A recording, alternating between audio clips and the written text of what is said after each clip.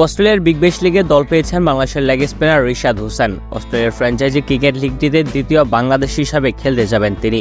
বাংলাদেশি তরুণ এই লেগ স্পিনারকে দলে বেরিয়েছে বিগ ব্যাশ লিগের দল হবার্ট হ্যারিকেন্স। বিপিএল এবং ওমেন্স বিপিএল এর ড্রাফট অনুষ্ঠিত হয় সিডনিতে। সেখানে চতুর্থ রাউন্ডে নাম ওঠে রিশাদ হোসেনের। এই লিগে খেলতে গিয়ে অস্ট্রেলিয়ার কিংবদন্তি ক্রিকেটার রিকি পন্টিং এর দায়িত্বে খেলবেন রিশাদ হোসেন। এবার হবার্ট হ্যারিকেন্সের হেড অব স্ট্র্যাটেজির দায়িত্বে আছেন রিকি পন্টিং। এর আগে বিগ ব্যাশ লিগে বাংলাদেশ থেকে খেলতে গিয়েছেন কেবল সাকিব আল হাসান। আফগানিস্তানের বিপক্ষে অভিষেক হওয়ার পর থেকেই বিশ্ব ক্রিকেটের নজর কেড়েছেন রিশাদ হোসেন। দুর্দান্ত বলে সর্বশেষ টি-20 বিশ্বকাপে চমক দেখিয়েছিলেন তিনি।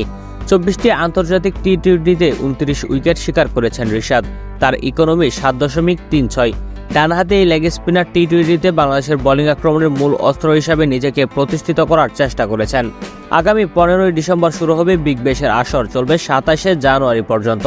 একই সময় হওয়ার কথা বাংলাদেশের প্রিমিয়ার লিগ বিপিএলও। এছাড়া নভেম্বরে বাংলাদেশের দলের ওয়েস্ট ইন্ডিজ সফরে যাওয়ার কথা রয়েছে। জাতীয় দল ও ঘরোয়া লিগের ব্যস্ততায় বিগ ব্যাশ খেলতে পারবেন কিনা রিশাদ হোসেন সেটি এখনো নিশ্চিত নয়। বাংলাদেশ প্রিমিয়ার লিগ বিপিএল এর সময়সূচি নির্ধারণ হয়ে গেলে স্পষ্টভাবে জানা যাবে রিশাদ হোসেন কি খেলতে পারবে অস্ট্রেলিয়ার বিগ ব্যাশ লিগে।